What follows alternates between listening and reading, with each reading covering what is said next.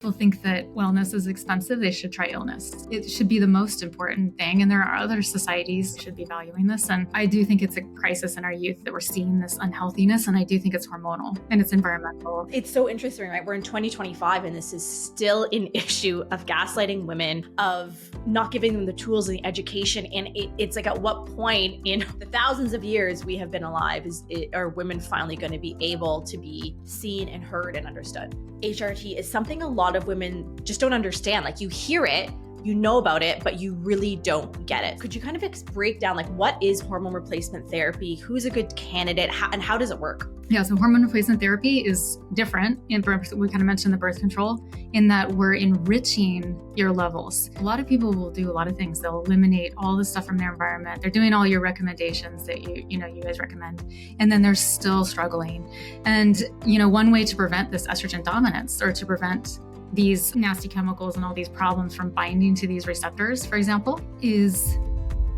So we have everybody's favorite topic today. I think most women in our community and our clients, they love talking about hormones. And as women, this is something that we're going to be talking about for our entire life, because we go through so many different shifts that men don't have to go through.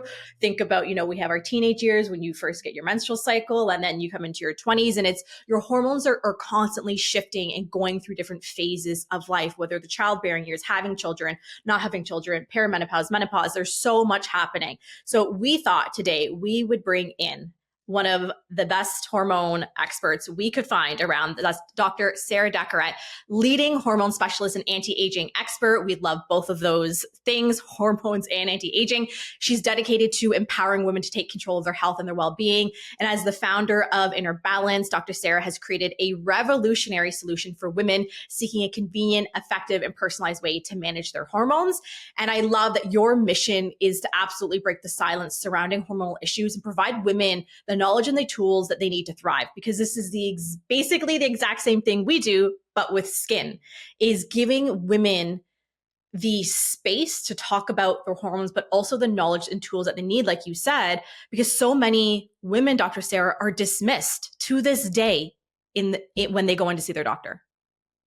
Yeah, no, it's devastating. First, thank you for having me. I'm a huge fan. So yeah, it's devastating, actually, the way that we treat women, and such an archaic and so far behind we are in research and development and innovation for women in women's health.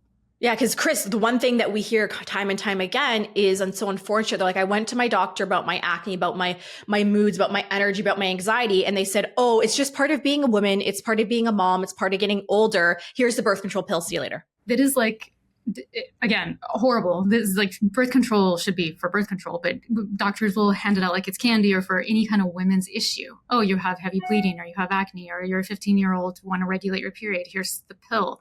And this is pretty devastating, because I don't think a lot of women understand how the pill even works, or hormonal birth control. It's actually not hormones. What they are synthetic fake hormones that bind to receptors and stop the production of your own hormones. So that's how they make you infertile, is they lower your estrogen and progesterone to nothing. And so, women, we're meant to have fluctuations. And so it stops these. And so in a way, you're treating some of the symptoms.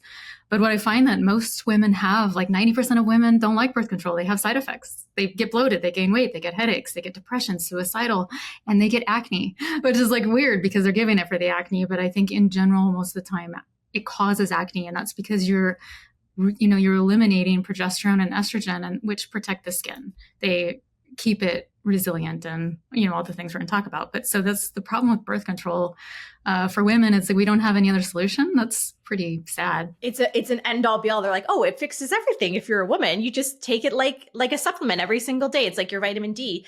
But I think what's so important is, especially with the millennial generation and older, is we were never told the effects that the birth control pill can and will have on your body. I remember going in at the age of 14, didn't need it, decided, oh, my girlfriends are taking it, I should probably take it.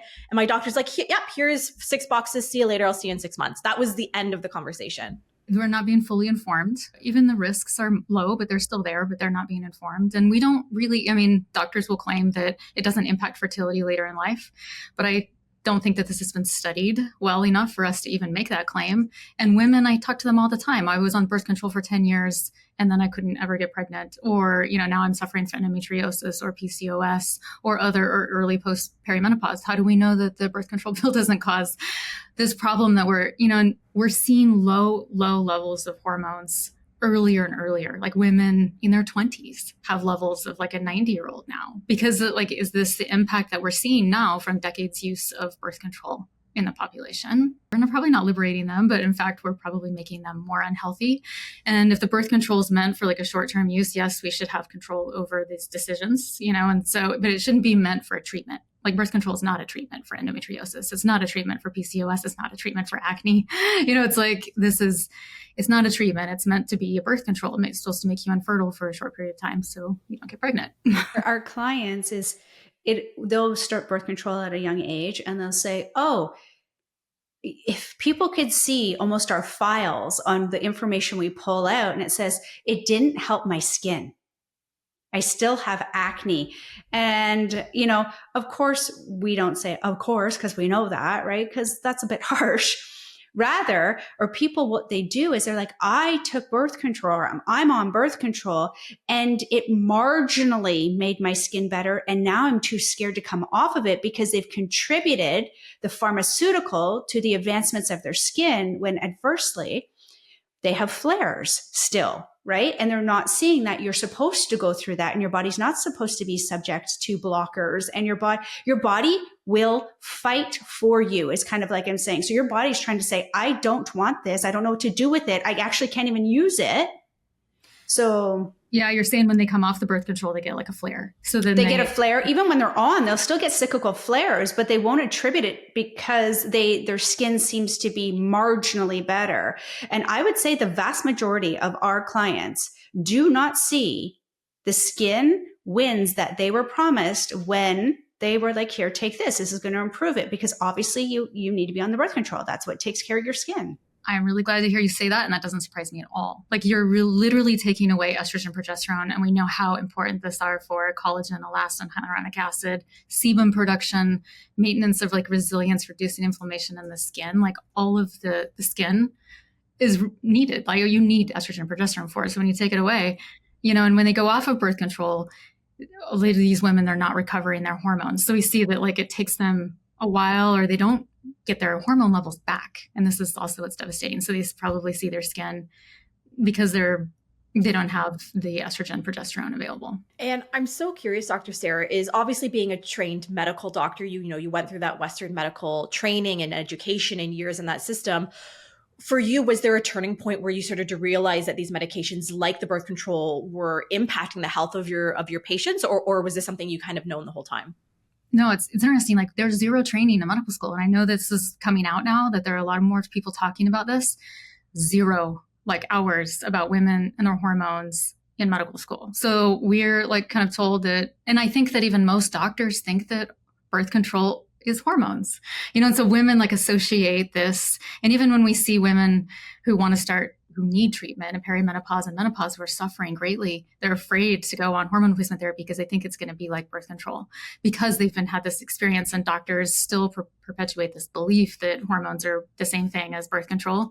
And it wasn't until later, I'm classically trained in pathology, which is the pathophysiology of disease, like all over the body. So I'm like a doctor's doctor, and did this for a long time. And you really see how we've failed, especially women, and like blocking, pharmaceuticals rely on blocking a process in the body, as opposed to providing the environment that is like enriching it so that the body can heal itself. Like you said, the body has the ability, it's fighting for itself. It has the ability to heal if you give it all the things that it needs to heal. And instead of in pharmacy, like, oh, your lipids are high, well, let's just block the production of LDL. Instead of looking at like the bigger picture, we're very symptomatic approach. And this doesn't work. Like it certainly doesn't work for preventative medicine or wellness. It might work for acute care. And we still need doctors that are specialists in acute care. If you get in a car accident, like we need that. Yeah. Like great. I want to go to the ER. Please bring me to the ER. Don't come to me. And there's specialties in certain areas that are really important. But in terms of like prevention and wellness, we've really, like it's not trained. It's not a part of medical school. So anybody that does anti-aging or hormone therapy or nutrition or functional type of medicine has learned it outside of their traditional training.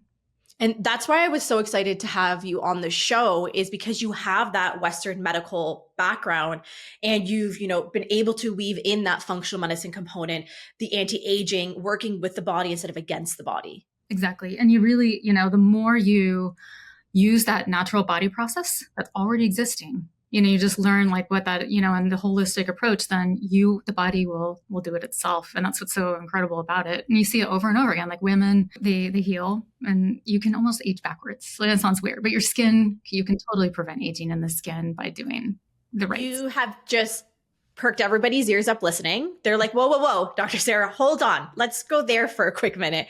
Is how are we going to start doing that? Because especially with so many of our listeners, the 30 plus range, the 30-year-olds, the 40-year-olds, even the 50-year-olds. So what are the things that we can be doing to start that process to be, really allowing our skin to reverse backwards? So since I'm a hormone specialist, I really think we have been telling women that their hormones are, one, they have this really bad experience with birth control. And then we've also been telling them that estrogen is dangerous for them for decades now. And this is also harmful because women will actually think that they need to lower their estrogen. And when you look at prevention of wrinkles, skin integrity, wound healing, reducing inflammation, reducing pore size, getting like this dewy glow, you need estrogen. Estrogen increases the cell turnover. You need it to make collagen. So you can drink all the collagen you want. Like, I know that's like a big for your skin and hair, but you need estrogen to actually make that process happen of building and laying down collagen. We need it for hyaluronic acid. So estrogen is like really hydrating. So to get moisture into the skin and to keep it resilient, which we need that moisture, even just to maintain our body temperature. Our skin is like the largest organ in our body. It's like the barrier too. So it's not just like the look that we're going for. It's actually a reflection of our overall health. We should look at estrogen and progesterone as the cornerstone or foundation for anti-aging or prevention of wrinkles and decay in the skin. Like young women will do Botox, for example, and they do it young because they want to prevent the wrinkles. So I think women are thinking about it early. They're doing all the skincare, they're doing all the things that they want. But the most natural way, besides what you guys preach and like all the messaging, is hormones, to make sure that we're maintaining those levels and preserving them, not taking them away with birth control or even the, endocrine disruptors that are in all of the skincare creams now. Oh my. This is a whole nother episode, is the endocrine disruptors in the skincare. We're taking those away. And when you competitively bind to those receptors with those products, you're not allowing your own natural estrogen, which is what nature gave us to preserve our beauty. We're not allowing that to do its job. And so I think if women thought about that as the best anti-aging approach, we'd all have beautiful skin like as we aged. And we wouldn't need to like do all the extra things that we do for our skin if you think about all the stuff that women feel like they need to do. Now, I am in obviously this health space with you both, the wellness space, and I love skincare. I love all things anti-aging, you name it. And I can honestly say it's not often that I hear somebody talk about the importance of estrogen and progesterone for anti-aging. Like very rare.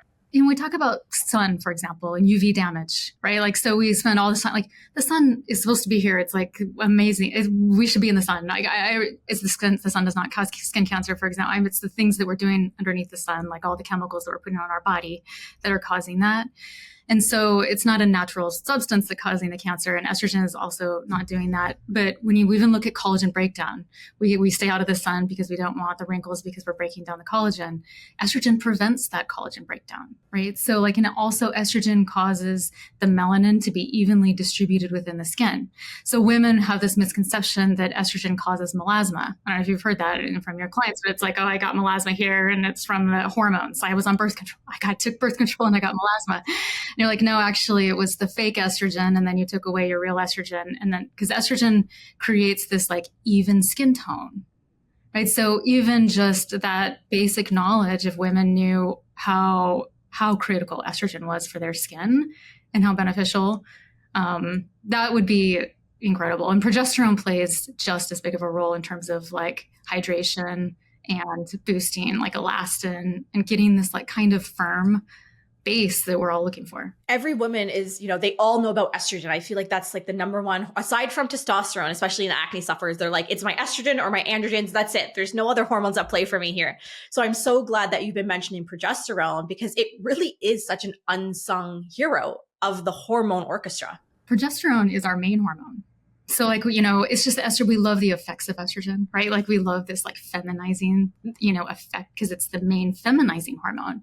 Progesterone is our main one though. And so when we really look at like if it's skin, for example, progesterone blocks DHT, which if you're, your listeners and you know very well that DHT causes increased sebum production and like pore size. And it's like the nasty stuff, like the greasy skin and hair and BO and like hair on the chin. This is all DHT doing that.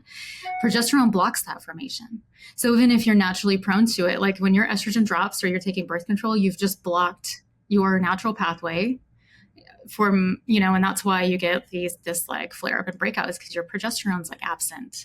And so even just the fact that we can block our own DHT production with progesterone is huge for skin. So if women were to think estrogen and progesterone are good and DHT, testosterone, as you mentioned, androgens are bad for the skin in terms of aging and acne too. You're speaking our language. I know Cris is sitting over there being like, yes, yes, yes, and yes, because we run for our clients. Cris oversees all client files and we're running Dutches. We're running alongside full blood panels. So Cris, we're seeing this all the time. Yeah. And our philosophy is people come in and everything's hormone. And we're like, absolutely. We will give you hormones. How many hormones do you have? And they're like, well, I have estrogen or it's androgens like testosterone. I'm like, and right, they don't know the other ones.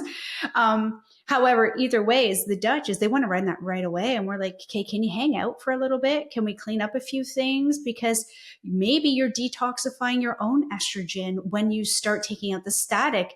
And maybe when you don't have such estrogenic properties, your progesterone goes, hey, I'm here. Look at me. I can be seen again, right? So the body does have its own resiliency at some point.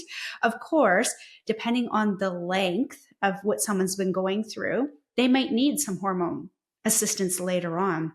Usually we kind of tackle it with the gut because if somebody does, just a lot of people, I think it's just marketing too. Like they want the Dutch right off. And I'm like, listen, I tell you your report, I'm going to see indican, I'm going to see your oats come off, I'm going to see your cortisol and your DHEA, and guess where I have to go first? Them, especially with marketing, it's an overpriced test. You don't need it. Like it's really crazy. And it's actually not the gold standard. Urine has never been the gold standard for laboratory testing. It's always blood anyway. So it's just, I think there's a lot of misinformation there. And you're right. Like, let's take a step back. The laboratory testing is not like maybe the first step or the thing that we need to do. And there's some basics, like some low hanging fruit here that we can really address first that we know. And then we know you know the basics of what's causing it and how to treat it. And then the laboratory testing often is not as insightful as I would like it to be, especially in older women. In progesterone, like as you mentioned, like I heard from an esthetician, I have a good esthetician friend, and she said she sees people and rosacea, like this is a really hard thing to treat,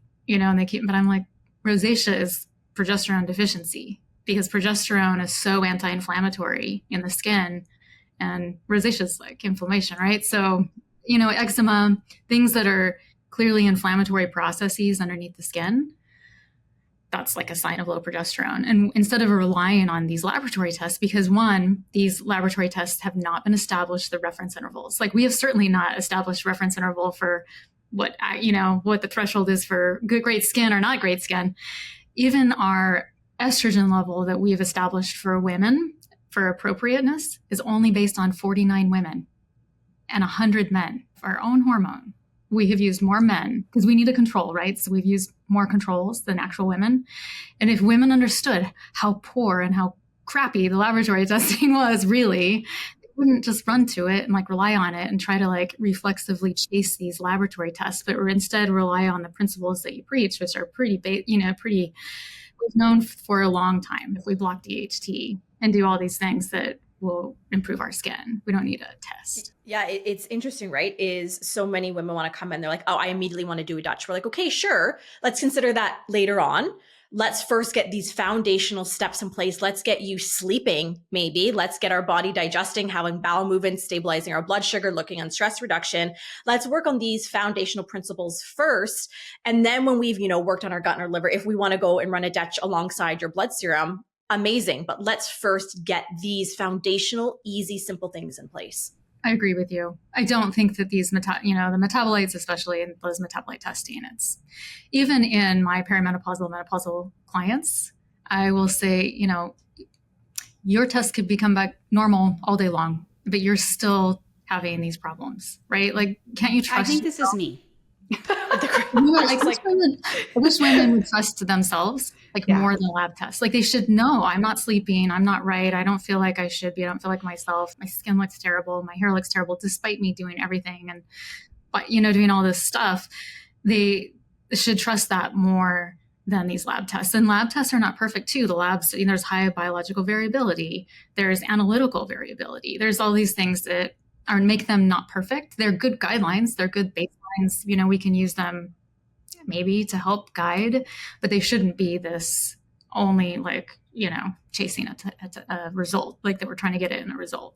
Yeah, because I think even when we're looking at those reference ranges on the blood serum, they're traditionally based on an unhealthy population as well. And those ranges are so vast and wide that oftentimes if they go to their doctor, they're like, oh, well, you're at the tail end of the range, but you're still within range, so everything's normal. You bring a good point. Like those 49 women, we don't know if they were healthy. They were quote unquote healthy, but maybe they had they had underlying hormone deficiencies that we don't know that. We never established that. How do we establish that? So this is really you're comparing yourself to these 49 women in estrogen. And that's the case of estrogen. There are 0 studies. We have not established an optimal reference range for progesterone. There are only 5 papers in the entire world that have looked at this. This has not been addressed by the laboratory community, and it's embarrassing. They should be embarrassed by it. Isn't that crazy? Anybody out there in the lab community? Just heads up. As a side note, let's think about the 100 controlled studies for a second, right? I've research paper stuff. I just kind of like reading them. Even when I'm looking at controlled studies, right? It's one, who put it on? We always try and advocate for that, right? Who paid for it? Where's the sponsorships? Not just that, the 100 men, more and more men are becoming estrogenic because of everything even our clothing is plastic. Everything we do is plastic.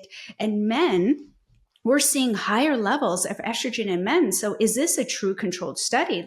Are they in a range of the androgen testosterone balancing where they need to be with, some progesterone, some estrogen, these types of things? I always like to look at that and just kind of delve into that, because I'm 49 women, we have more controls. What's the quality of the control, and what was happening with the women? And did we follow up? That's the kicker. Did we follow up? No. They just established this is what we're calling normal. And another problem with this is that as you mentioned, who sponsors these studies, the only ones that can really afford it are pharmaceutical companies like Big Pharma. We've studied birth control. There are thousands of papers on birth control, which is not progestin, which is full of progestin, which is the fake progesterone. But we only have 5 studies on progesterone. This is just in terms of reference intervals and laboratory testing, obviously, but it still brings to your point that who's sponsoring this study and what are we really looking at? And we don't make a fake testosterone for men, put them on it as a birth control, and then only study that fake testosterone. We don't do that to men, but we do that to women all day long. We give them a fake hormone and we put them on it, and then we only study that hormone instead of their real hormones. So yeah, I completely agree with you that this is why are we, again, let's go back to basics and foundational instead of these lab tests in a way, or that we need to do better. We have the ability, we need to do it. Mm-hmm. Absolutely. And I love that you said we're not putting men on fake testosterone and studying that. And I remember I think there was a few years ago where didn't they trial a male birth control, but their side effects were so severe that they discontinued the study. But in reality, the side effects weren't even close to what women experience. No, you just take away their testosterone, and and you bring up this when the plastics are around. The plastics and the phthalates and the fragrances and potentially the birth control that's in the water because it doesn't break down like our natural hormones do, binding these receptors. And instead of using the word estrogen, just estrogenic, just because it makes it sound so negative, because estrogen's a good thing. We want, it's supposed to be there. It's not. But it is blocking LH and making men infertile, right? So it's basically shutting down this process in the body that then they can't make testosterone. So the same thing's happening to young women, right? So we're doing that. We're stopping their own production, even with all the environmental toxins you talk about. And then in all this, women are inundated with beauty care products, right? That have all this stuff in it. So, and then they become androgenic, which is a negative thing for their skin and everything too. So the only thing that's functioning are potentially their adrenal glands. And so they're able to make testosterone, and then they're making it in high amounts. And then they get polycystic ovarian syndrome, and then they get, they get all the stuff that's going on with their face and skin. And yeah, it's happening to both our men and our young population. It should be a crisis. Like we should be looking at this as like an absolute 100%. crisis. Yeah. Yeah, we should absolutely be looking at this because like we are the most advanced as a human civilization as we have ever been. Like, let's think about AI and all of this tech that we have. And yet we're probably one of the unhealthiest we've ever been here in North America. That's accurate. Actually, teenage, just as a sidebar here, the teenage population is the most unhealthy population we have seen ever. And there's statistics time after time and time. And again, it goes back to say to that pharmaceutical or where the money talks, because you're not going to cut off your avenues of money. Like money really talks in everything. I mean, I know I like to get a paycheck, so I'm going to stand in line. However, when it comes to your health, I really need people to understand the difference between money and health. They shouldn't really go to kind of together unless you're investing in your health so that you don't have to go down this way. And that's called prevention. I agree with you. People think that wellness is expensive. They should try illness. Like, I mean, this is really like, it should be the most important thing. And there are other societies like that value it more than we. And we are, like you said, first world, we should be valuing this. And I do think it's a crisis in our youth that we're seeing this unhealthiness. And I do think it's hormonal and it's environmental and it's diet or like what we're doing to these young people. And in women, like in their 20s, if they're really looking at this prevention, which I do think women are more aware now of it, if they knew like that this androgen, actually testosterone and DHT, broke down collagen, that it aged the skin, that it causes inflammation in the skin, and understood that they needed their natural hormones to be at a level and what impacted that. And then if they don't do it, they're going to start turning into men, just like men are starting to turn into women. Just like you mentioned, these teenage boys are becoming estrogenic. They're like starting to look like more like women. Our young women are starting to look more like men. They're getting hair on their face. They're getting acne. They're losing hair on their scalp. They're gaining weight. They're getting bloated. And it's because of this impact, right? So it's all body wide. It's not just your skin. But if these basic foundational, like you said, estrogen and progesterone, good. DHT, testosterone, bad. Especially for mood. And I don't think a lot of people know how much progesterone really works on those GABA, neurotransmitters. And I don't know about you, but I prefer to be in a good mood. Right? Like I'll take me some progesterone. Right? Progesterone is our nature's way of keeping us tolerant around men and small children. Like there's no way that women would be able to have like baby after baby and like not drown subsequent babies. Like it's really like we maintain our very calm demeanor. We are very receptive. And this calm centeredness is all progesterone, and it needs to be high. Like when you look at relative concentrations, if you put everything in the same units so that we can kind of talk in the same, like progesterone is magnitudes higher for women than testosterone is for men, and it gets even higher during pregnancy. So I think that we cannot ignore the impact that this hormone has on our immune system, on our well-being, our mental health, our sleep, our metabolism, weight maintenance, like muscle build, literally everything in the body. I think every woman listening was like, we all need the progesterone so I can tolerate my husband and children. That's what it's missing. That's all I need. That's all I need. Yeah. Well, I have clients that come in and they're like, I all of a sudden hate my husband. He's a great guy. I don't know what's wrong. And it's not just about sex drive. It's like, I literally can't even stand to hear him breathe. Like this is the thing. And it's disrupting their marriage. They don't want it. And then a few weeks later, after hormone replacement therapy on the progesterone, especially, they're like, I think I love my husband again. And it is because saving marriages all day long in our balance. All day. And it's the thing is, it's not you, it's your hormones. And I think when you understand that, you realize, do you ever hear this, Dr. Sarah, where women are like, I think I'm crazy. Like, I think I'm crazy. I've been told there's nothing wrong with me. My labs are normal. Then but why do I hate my husband? Why am I snapping at my children? How come my hair is falling out? How come I have mood swings? How come I'm like panicking every day? We're gaslighting women. I mean, I think this is obvious. It's like, and it's so, it's so easy as doctors do it, unfortunately, more than they should. And it's like, and it's because they don't know about hormones. So they're afraid of what they don't know. They're not trained in it. So they just gaslight them. And this is the problem is you're too tired because you're not taking care of yourself. You're not eating right. You have too many kids, whatever. I mean, you're busy. Like and then women tend to do it to themselves. Man, are my friends having this problem? Or do I not have it together enough? Because women put these expectations on themselves and society does it. we're highly, capable, and we take on more than we need to. And then we just blame ourselves. And this is another form of just telling women that the problem is them instead of us. Like, medicine's the problem. We're the problem. Like, we need to have a solution for you and understand this and research it and like support you, as opposed to just blaming. You're not exercising enough. You're not eating enough. You're crazy. This is in your head. This is part of being a woman. That's all just more blaming. We've done it through all history. Like, if you just look at like what we've done to women, we're just continuing to do it. And then telling women that estrogen's bad for them, their own estrogen, not like these xenoestrogens that are in the environment, but their own estrogen. This is another form of telling women that there's something wrong with them. Even their femininity is like wrong. This is sexist misogyny and sex. I mean, you can go into like maybe why we're doing that, but it's a whole rabbit hole. We need to stop. Like, we need to like we need to stop.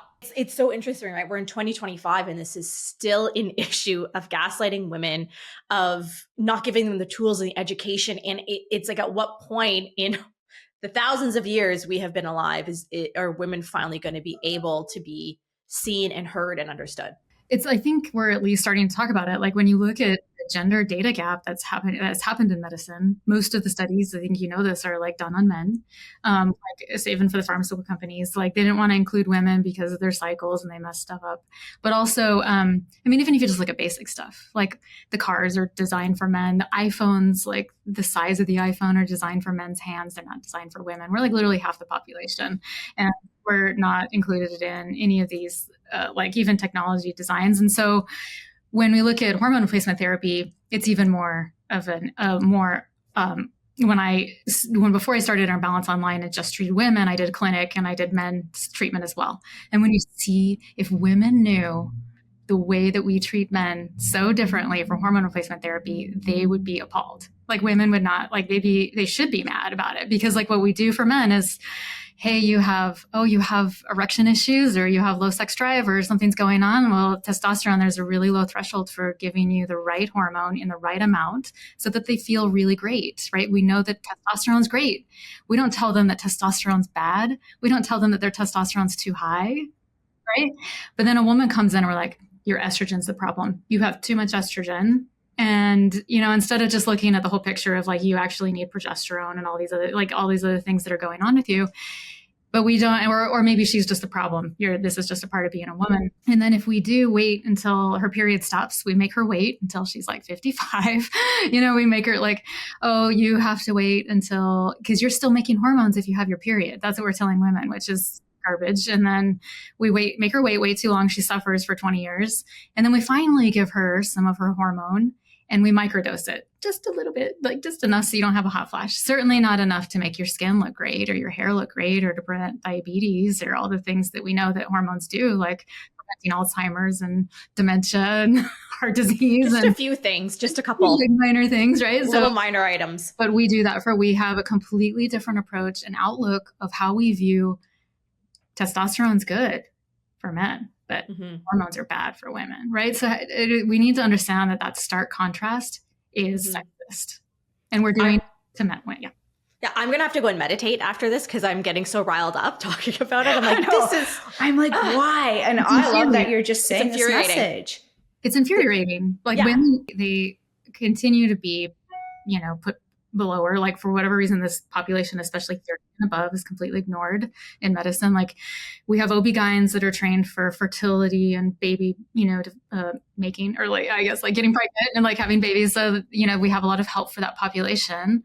But once you're postpartum, like there's no help. And then also like after that, and it's just sexism. I really think we need to treat, even just this, if society were to look at estrogen and progesterone the same way for women as we view testosterone for men, this is a really good. So two things I want to dig into is I want to dig into those, the foundation, the nutrition, the lifestyle habits that we can be looking at. But I also want to talk a little bit more about hormone replacement therapy, because I think HRT is something a lot of women just don't understand. Like, you hear it, you know about it, but you really don't get it. So I think, Dr. Sarah, could you kind of break down, like, what is hormone replacement therapy? Who's a good candidate? And how does it work? Yeah, so hormone replacement therapy is different. We kind of mentioned the birth control in that we're enriching your levels.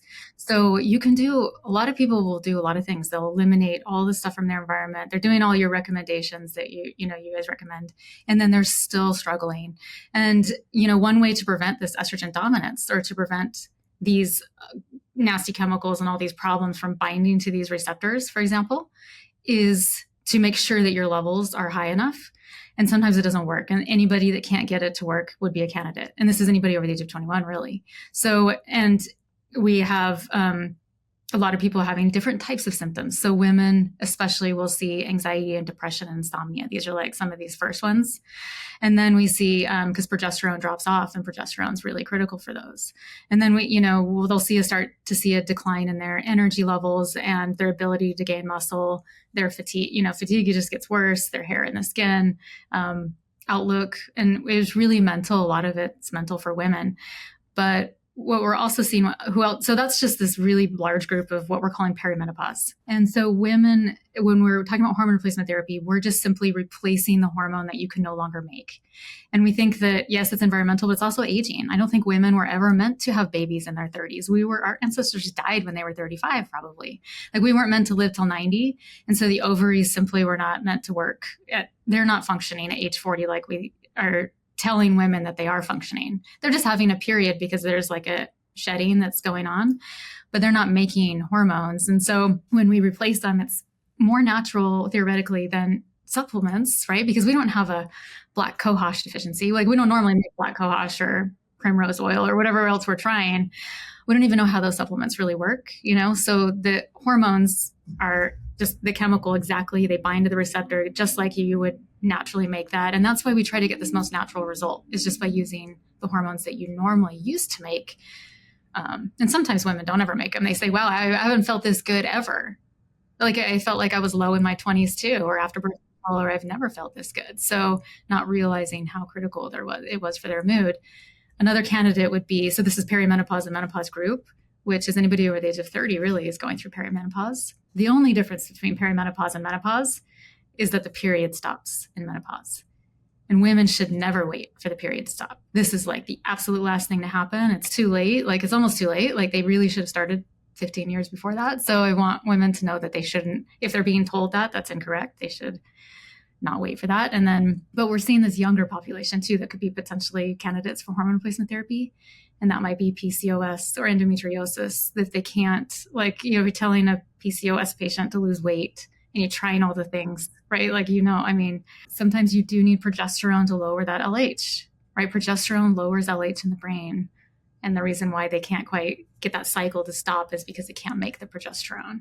So if you help them with the progesterone, they can lower the LH, and then the diet will work. All of the things that they're being told about insulin resistance would finally fall into place for them. And another group that it might work for, and we're having great success with, is endometriosis. So endometriosis is also a progesterone deficiency. So progesterone stops the proliferation of the uterine lining. So this is where they're getting this like extremely painful condition. I don't know if you have any endometriosis patients. Oh, we got a few. Endo, PCOS, we got them all. So this, we see endometriosis pain go away in 3 months on progesterone, right? So this, and then it doesn't mean, and hormone replacement therapy doesn't mean it's the only thing you need to do. It doesn't mean that you don't have to do the diet and all the other stuff that you are preaching, and like this foundational stuff is still foundational, right? So, and you still want to make sure, in order to have them balanced, that you're avoiding all of the chemicals still, right? So you're not competing for that receptor. You're allowing the estrogen and progesterone bind the way it needs to. Hormone replacement therapy is part of that foundational work, right? We need to have that in place, and then we still need to do all the other things. So it doesn't mean that that PCOS patient isn't going to still have to do the other measures that we need her to. It's just that we're going to help lower that LH so that the testosterone will stop being produced. I think that's the important thing that you noted, is it's not just about the one thing where I just need the hormone replacement therapy and I change nothing about my life. It's like the hormone replacement therapy is an incredible tool in your toolbox, alongside sleeping, alongside stress reduction, alongside eating enough calories in a day, alongside setting boundaries. It's really about this all-encompassing, holistic approach to your hormones. Yes, you have to do it all. Sometimes women need the hormones first, and then they're able to sleep, and then they're able to like do all the things you ask them because they were so tired in the first place. Sometimes they can't even go to the gym or walk to the mailbox or, so you kind of give them, do better when they feel better. You kind of give them that foundation first, and then they're able to do and continue to get better. But you're right. It's just part of this overall approach to the treatment is the hormone replacement therapy. And so if women looked at that, it's more of like supplement than it is anything else, right?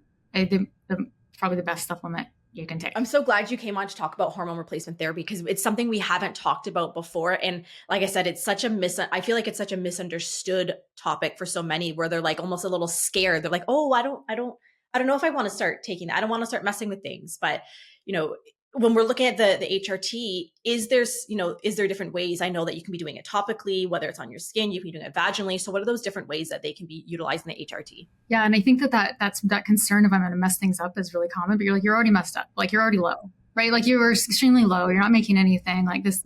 Let's just like give you the support that you need. So like, you should feel great your whole life. Why not do it? Like you shouldn't suffer. And like, we are not messing stuff up because you were not suppressing LH in the brain with hormone replacement therapy. None of the options out there are doing that. You have to get really high levels of hormones to suppress that. And that means that women can still get pregnant, for example. I think there's this misconception that if I start hormone replacement therapy, that I'm going to make myself infertile or that I'm not going to, that I've somehow stopping this ovulation or this part of the brain that's like making me cycle. And they don't want to stop cycling because they're only 38 or they're 35 or, they're young, even younger. 25-year-olds certainly haven't even had kids yet. Right. So I think if women understood that we're not stopping that ovulation, we're not interrupting it. We're just supporting, we're just supplementing, we're enriching that so that all these bad chemicals will stop binding to your estrogen receptor for starters. And then you can sleep, Like you can do all these other things too. And heal so that would help with women understand we're not like, you can even start it and stop it. You can start it and get pregnant and start it again after pregnancy. This can be like as more of a supplement than anything. And there are better ways to take it. There is actually so when you talk about hormones, when you swallow them, they have a very low bioavailability. And you guys know about liver totally breaks everything up. 80% of it's gone. And talk about more of sexism in medicine. We give women oral progesterone all the time because it's a great sleeping pill. It's actually just more of a cop out. Here, just take oral progesterone and make you fall asleep. When it's actually not replacing her progesterone levels to what they need to be. We're just simply giving her another symptom management. It's like a pill. And so that's always bothered me about that. And I've taken it myself, and it really makes you fall asleep really fast. So, but it is not the most effective because it ends up making a lot of side effects, bloating, irritability, weight gain, and grogginess. And women don't really feel like themselves. They feel kind of sleepy the next day. And you don't want to walk around sleepy. We're not trying to suppress women or subdue them. We have to make them feel better. And so bioavailability in hormones is huge, right? And if you try to put it through the skin, it's the same thing. Progesterone only has a 20% bioavailability. So some women feel better when they put progesterone on the skin. There's yam creams on the market. There's a lot of stuff that you can put through the skin and they feel better initially. They actually feel like they might be more calm or they can sleep or they feel a little bit better. Can you imagine how they would feel if they had something that had 80 or 90 or 100% bioavailability? Even better. So these women are getting some relief with oral progesterone. They're getting some relief with topicals. Can you imagine a product? Well, and there is a product, right? So that's what we sell. We sell one, and it's vaginal. And so women, if they knew how powerful drug delivery and hormone delivery through vaginal wall is, they would be excited. This is really a benefit that we have over men. Maybe one of the but men have to inject testosterone to get their bioavailability up, right? They inject it twice a week or sometimes once a week. Women, vaginal, the mucosa is so you can diffuse right through it, goes right into the bloodstream, and it's close to an injection bioavailability. It goes right, and you avoid liver metabolism, and you get all the metabolites that you need to go to the brain. Virtually everybody notices their mood and sleep and outlook improve within 10 days. That's how fast it works. For postpartum depression, you name it. Depression is huge for women, and we're just handing out antidepressants like crazy. This is some kind of it's normal. It's wild to me. And Xanax and anti-anxiety, and women really just need their own natural progesterone. And when you take it vaginally and you insert it vaginally, it diffuses and they feel amazing really fast, and it's natural. And this is like what we should be looking at for women. And it's a vaginal delivery. I know it's so incredible that we don't realize how absorbable the vaginal walls are. I know that's a whole nother topic of like the tampons and the things that are going in there, but it's such an absorbable area. And the fact that you can be utilizing this for HRT and getting such a high absorption rate and feeling better so quickly is such an incredible thing. You're right. And I didn't even think about that tampon thing. And you're absolutely right. Like we were putting, yeah. So this cream, we make it with a small amount of cream as possible, talking about that. And then it also, the cream is discharged, right? So we don't want to absorb the cream. It's just to hold the hormones. So we absorb the hormones and then we discharge the cream to try to reduce anything that's being absorbed that way. So that helps. And then also the contamination risk is a lot lower. So like women are putting creams on their skin, right? This is a really common, they'll get HRT and they'll put estrogen and progesterone and testosterone on their skin. And it gets all over. I don't care what any company is saying that it doesn't get on anything and that it's absorbed. It is not. I've worked with clients, they get it on their kids, they get it on their pets, they get it on their husband, they get it in the sheets and the bed sheets. It's all over the house. It's like if with only 20% bioavailability, the rest of it's everywhere. And so women are told that this is not a risk, but it absolutely is. And so when you put it vaginally, it's contained. Right? It's contained. And then you get most of it to absorb. The rest of it can leak out on like a liner. And as long as you wait a few hours in between sexual contact, you're not going to contaminate your partner. And so this is a much better way and safer way for us to deliver it without having to do an injection. The next best thing would be an injection for women, which so I think that in terms of like just being a stewardship and being aware of that have people around us with these hormones too. So vaginal, I have a lot of young clients that have young children, right? These are young moms and picking their kids up. And if you're putting on your forearm, like it's going right on your kid. Even when we would put it between the legs, like, and they try to you're still got laundry issues, like you've still got it on the skin and it's not being absorbed all the way. So the vaginal is like really, women can be like at ease that they're not getting it on their children. And I talk to veterinarians too, and it gets all over the pets, and they bring their pets in and the vulva gets like huge and they're like on their dog. Just, no way. Oh my gosh. Yeah. I never even thought about that. Yeah. You wouldn't think about it, but it's like, so we need to think about this contamination issue. And we don't, I would never give men a testosterone cream because that would get all over the house. So why are we giving women hormone creams that are on their 100%? And it's very, very prescribed too, right? Like, and in Canada, you don't see acupuncturists with script writing and stuff, but in the States, holy banana, so many people have script privileges, and it kind of throws me for a loop. So we had one client on hormone replacement, oral. Obviously, the dose keeps getting adjusted, not in consideration that the liver has to metabolize it and we have to do something with it.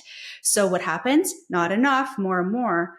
Her hair starts falling out. Her skin starts going extremely rough. So everything that progesterone helps to culture and estrogen naturally culture, it was going opposite.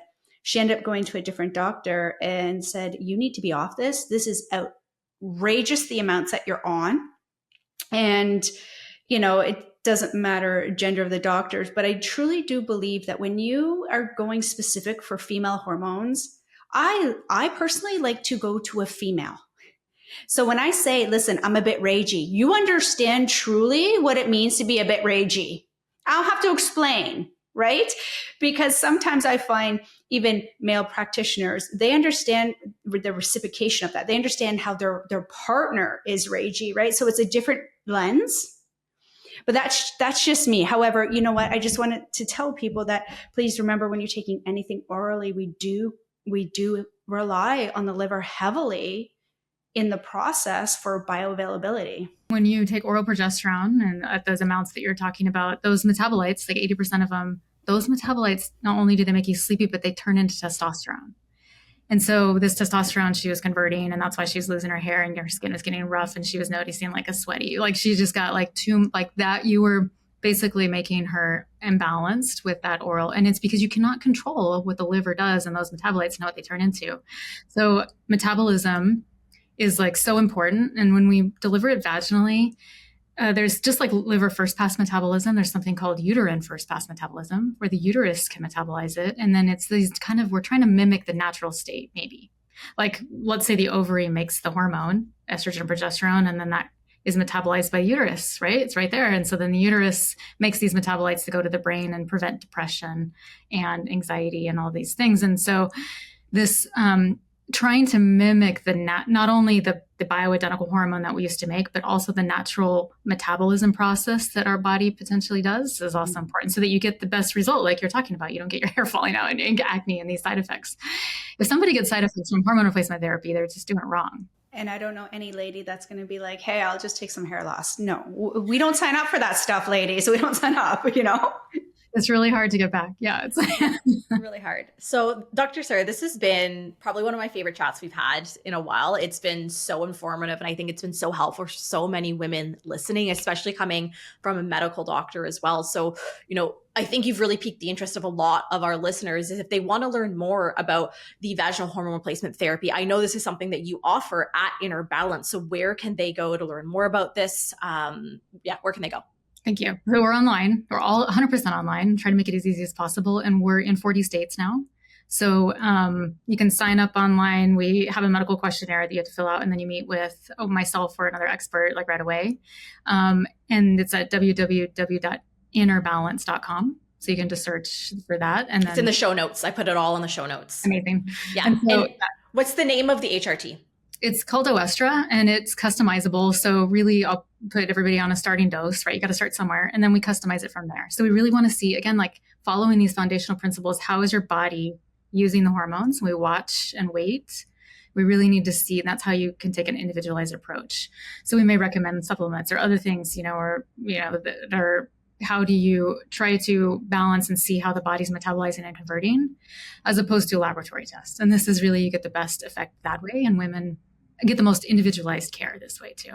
And so that is like a 6-month process. I would say, like to kind of warn women that it's a 6-month journey. Like you're not going to start HRT, and there may be, there's a percentage of women that fly right through and they do great. And then there's another percentage that really do need to adjust and maybe make some other changes. As we mentioned, it's kind of like part of the tool, but there's other things. So that it's just a journey, and where we support the whole process though. So, and we do it online. So it's great.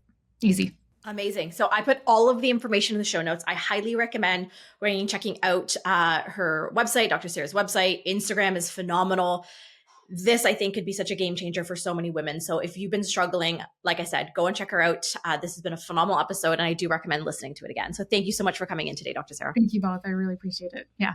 Awesome. All right, everybody. That was another episode of the Clear Skin Chronicles. We will see you again next week. Have a good week.